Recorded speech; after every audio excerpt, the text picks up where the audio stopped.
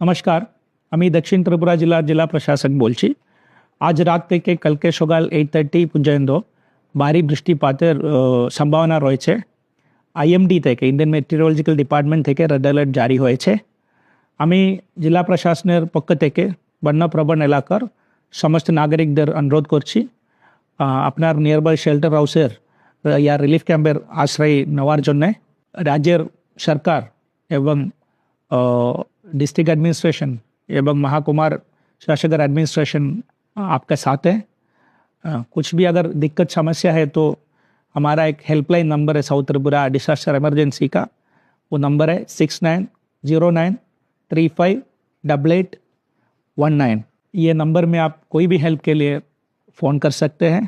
और जिस जगह में लैंडस्लाइड या भूमि दोष का चांसेस है उन एरिया का लिस्ट भी हमारा सोशल मीडिया पेज में अपलोडेड है। उस इलाकार नागरिकेर हम अनुरोध करছি आप भी अपना नियर बाई शेल्टर हाउस में आश्रय ले लीजिएगा। Thank you.